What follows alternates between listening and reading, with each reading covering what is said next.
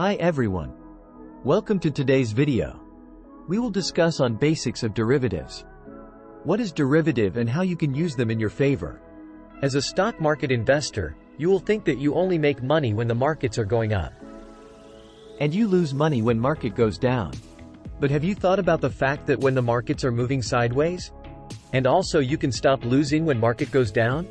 When the markets are going down, is there a way for you to make money? The answer is yes. I'm going to help you understand about futures and options. At least I will give you basic introduction about that topic.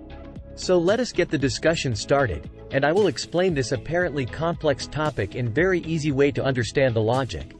Now what exactly is a derivative? Derivative products are always based on underlying asset. Question is, what is the relation between a derivative with its underlying? We will try to understand the relation of derivatives with underlying by using a simple example.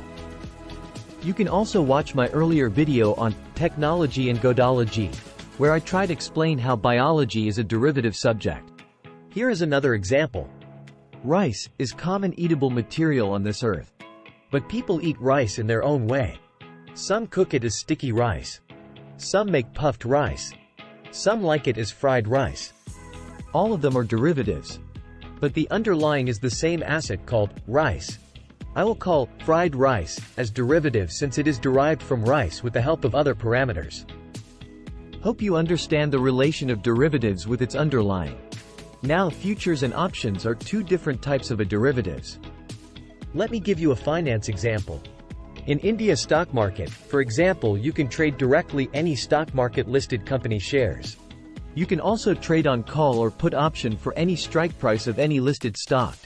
Example, HDFC Bank is the underlying and option of it is derivative. It can be HDFC or listed stocks which come under FNO domain.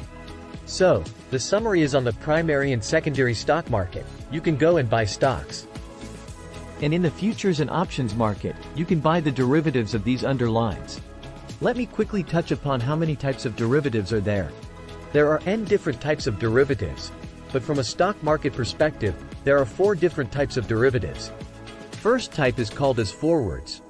There is something called futures. And there is something called as options.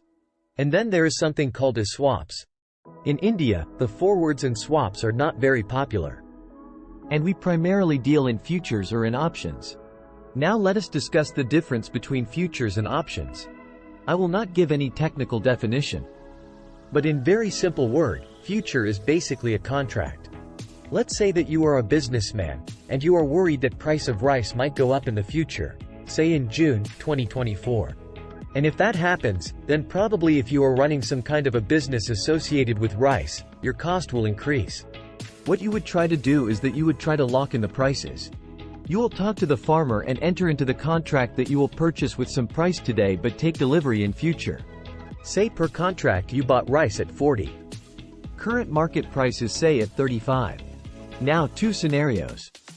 Case 1. In June 2024 price of rice is 50. You will still get rice at 40. You actually make a gain. And the farmer lose money. Case 2. In June 2024 price of rice is 30. You will still have to buy rice at 40. You actually make a loss then. And the farmer makes extra money. So I hope you understand now what is a futures contract. You can apply this for any other kind of commodities or equity stocks. Now let's move on to understanding what exactly is an option. And let me explain that by using a very practical example. Let's say that you're trying to buy a flat in. Your first step will be that you'll go meet the builder, look at the place, look at the society. If you liked everything, builder might ask that, okay, give me 1 lakh rupee. I'm going to lock the price 50 lakhs for you. The flat will be available in 3 months. So that token of 1 lakh rupee that you have given, it becomes an option for you. After 3 months there may be 3 different possibilities. Case 1. Market price of that flat goes down to 45 lakhs. You as a buyer can opt out not to buy, and your 1 lakh of deposit is lost. Case 2. Market price of the flat stays at 50 lakh. You can purchase with that. But your actual outflow is 51 lakh as you have given 1L deposit is anyway lost. Case 3. Market price of the flat goes up to 55 lakh. You can purchase with that. But your actual outflow is still 51. You actually make the profit of 4 lakhs. So, what option that you get that in that 3 months? You can wait and watch if something wrong happens in that society or property market goes down. Then, you have the option to deny and not buy it at all. You lose the premium you paid in advance. But that's a small loss. You stopped the bigger loss. So, in summary, option gives you the right to buy in future, but not the liability.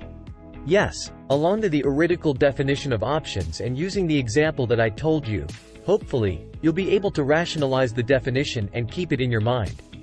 Now, the key things to remember. 90% of traders are not making any money. In fact, they are making negative money. Important messages is please do not speculate in the FNO market. Only hedge your risk. Never use futures and options for pure speculation. Then why I am spending time to understand derivatives, FNO, all these craps. I wanted you to understand the basics and tell you the actual magic when I will cover in details in my next video.